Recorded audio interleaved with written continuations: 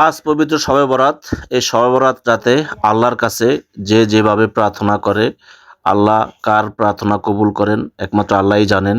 এই শবে বরাত রাতের উছিলায় আল্লাহ তুমি সকল গুনাহ তুমি মাফ করে দাও, সবাইকে সুস্থভাবে জীবনযাপন করার তৌফিক দান করো এবং কবরস্থানে যারা শহীদ আছেন, যারা মৃত্যুবরণ করেছেন, আল্লাহ তাদেরকে সকল গুনাহ মাফ করে, সকল মুসলমানদের সকল গুনাহ মাফ করে তুমি তাদেরকে জান্নাতবাসী করো। এই শবে বরাত রাতে নফল নামাজ আদায় করে কবরস্থানে কবর জিয়ারত করার জন্য চলে আসলাম। আপনারা দেখতে পাচ্ছেন এখানে অনেক সারিবদ্ধভাবে অনেক কবর দেওয়া হয়েছে। আমি যাচ্ছি আমার সন্তানের কবর জিয়ারত করার জন্য।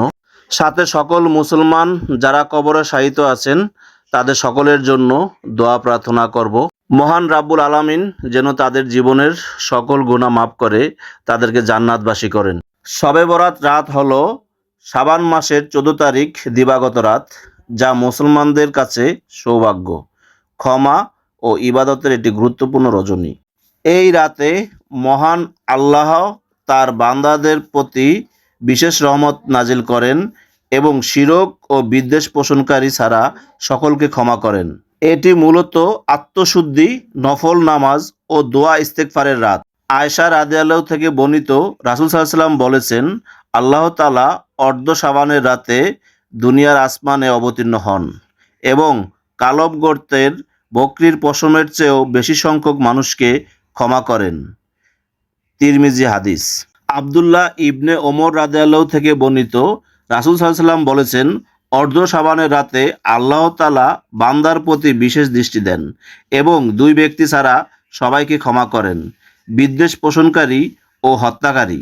শবে বরাত মানেই হালুয়া রুটির উৎসব নয়। এই প্রথাটি ঐতিহ্যের অংশ হলেও একে ধর্মীয় আবশ্যকতা মনে করা ভুল। মনে রাখতে হবে, এটি মূলত স্রষ্টার কাছে চাওয়ার রাত, খাওয়ার রাত নয়।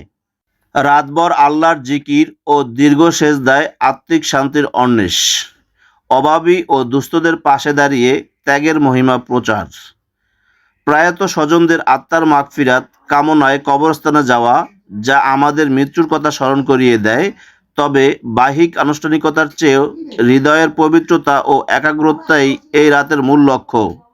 পবিত্র এই রজনীর মূল লক্ষ্য হল তওবা ও আত্মশুদ্ধি। বিদ্বেষ পোষণকারীকে যেহেতু এই রাতে ক্ষমা করা হয় না, তাই আমাদের উচিত অন্যের প্রতি হিংসা ত্যাগ করে হৃদয়কে পরিচ্ছন্ন করা।